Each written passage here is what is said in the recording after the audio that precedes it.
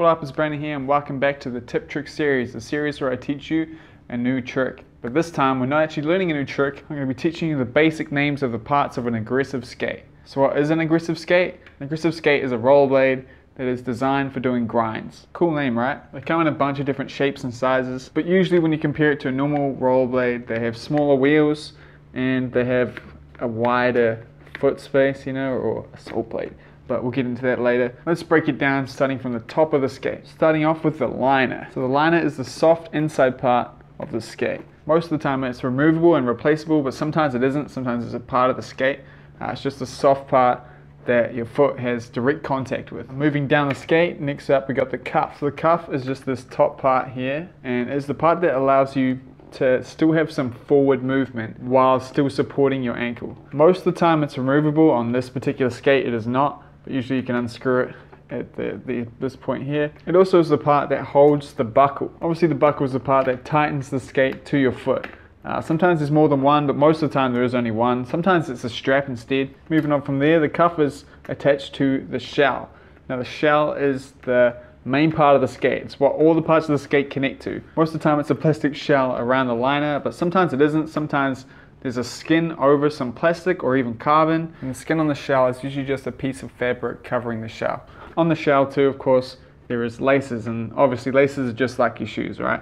They're there to tighten your skates even more. Pull them tight, you have a tighter skate. Now if we keep moving down, move on to the Soulplate. Now this is a very crucial part of an aggressive skate.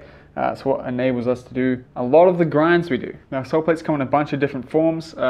The ones here on the rotis is just a one piece, but sometimes they're two piece, sometimes they're three or four piece, but they're generally all the same. It just gives you some area around the wheels here to grind on. So this is what the roti Soulplate looks like removed. Some of them, like the rotis here, are connected to the shell by these bolts, which we call Soulplate bolts. That's easy enough to work out, right? But sometimes they're not connected this way. They're connected another way, which I talk about as we move down the skate. So the Soulplate actually has different parts to it too. One of the different parts to it is the backside plate. Now the backside plate on some skates is a completely separate part that you can take off, but on the rotis here it isn't. It's just the part, the groove right here on the center of the outside of your foot that you use to do groove tricks like royales and nugans. As well as that, there's two sides to the Soulplate. The outer edge, which is usually the bigger edge, is the soul side, and the inner edge, which is usually the smaller one, is the negative side. Soulplate is on the outside of your foot, negative plate is on the inside. But anyway, let's keep moving. As we move down from Soulplate, we now have the frame. Now the frame is just the part that holds your wheels on. The frame is connected to the shell by frame bolts, which is usually two bolts behind the wheels here and here. Now these frame bolts is the other way that the Soulplate can be attached. So these bolts can be holding not only the frame but the Soulplate to the shell as well. Now these two bolts being in this exact position is how most aggressive frames will be, and that is what's called a UFS frame. And UFS stands for Universal Frame System. Just make sure that every frame that's called a UFS frame will fit on a boot that has the same mount. So frames can come off two, and the two holes being UFS. The frame bolts actually screw into what's called a T-nut, which is the thread in here. And I assume that's called a T-nut because it's in the shape of a T as well when you take it out. Other than holding your wheels to your skate, another important part that the frame does is allow you to grind with this part called the groove or the H block. Now I assume it's called the H block because it looks like an H, right? The H block is another essential part to an aggressive skate because once again, without it you can't grind anywhere near as easily. You still can grind. And there's also a few different types of frames. This one here is what I'd call a flat frame. Flat meaning you're riding all four wheels here and they're all the same size and they're all touching the ground, making it flat. Another type of frame is a freestyle frame, and that frame will only have two wheels on each foot. So instead of there being gaps for these wheels here, it'll just be solid plastic. And there's one more that's in between those, and that's called an anti-rocker frame. It usually has a low, quite wide groove that lets you fit these smaller wheels called anti-rockers, which we'll talk about next when we move on down the skate even more to the wheels. So wheels on aggressive skates are held onto the frame by what's called an axle. When it comes to wheels for rollerblades, there's three things you really need to know about.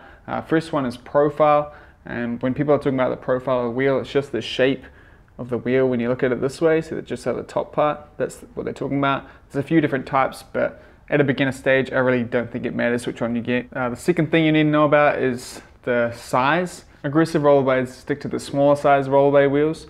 They're usually all under 60 millimeters. Just make sure you check that your frame can fit the size wheel you buy if you do buy replacements. It should be on it somewhere, but if you get something under 60 millimeters, you should be pretty safe. And the final thing you need to know about them is the hardness. Now this is usually written on the wheel as a number followed by the letter A. Sometimes it's just a number though. And all you need to know about this is the higher the number, the harder the wheel is. So this Rossi's wheel here is a 93A, meaning it's quite a hard wheel. And now the benefits of a hard wheel is that it won't wear as fast and it won't grip so much. It can slip quite nice, which can be good for grinds. But the benefits of a softer wheel of say like a 80A is that you get a much more cushioned, soft and grippy ride, making it a lot more comfortable to just roll around. The other type of wheel is what we call an anti-rocker wheel.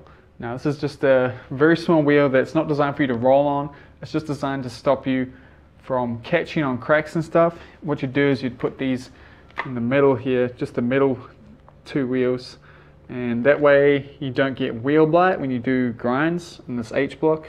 Just because the wheel is so much smaller, and because this is a very hard plastic, when it touches it doesn't grip. That's definitely the normal way to rollerblade today, and if you're a beginner I'd 100% recommend doing that because it makes learning grinds a lot easier. Some of them do take bearings like these ones, but some of them don't as well. A lot of the ones that come stock on skates don't take bearings, and that's just a preference thing. They really don't need bearings. Speaking of bearings though, that's the next part I want to talk about. So rollerblade wheels take 2 bearings, and the bearings are the exact same size as the bearings for skateboards.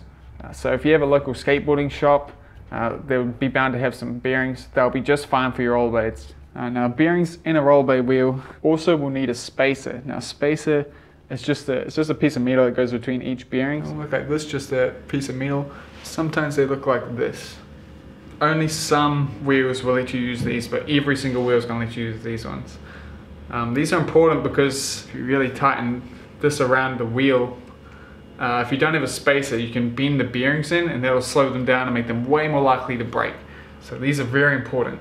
And they should come stock in your skates, so I wouldn't worry about it. And that's it, that's all the parts of an aggressive skate. If you have any questions, feel free to ask them down below. I'll help you out. If you wanted another written breakdown of all the parts, check out the Book of Grinds. It'll be linked in the description. It's got a really good page breaking it all down. It's where I reference a lot of the stuff I'm talking about. Remember to subscribe if you want to catch more tutorials. I've been trying to do them once a week. But anyway, thanks so much for watching. Huge shout out to my patrons: Adam, Kevin, Deb, Dennis, Fabian, Chloe, Mark, Matt, Mark and Tage. And I'll see everyone next week.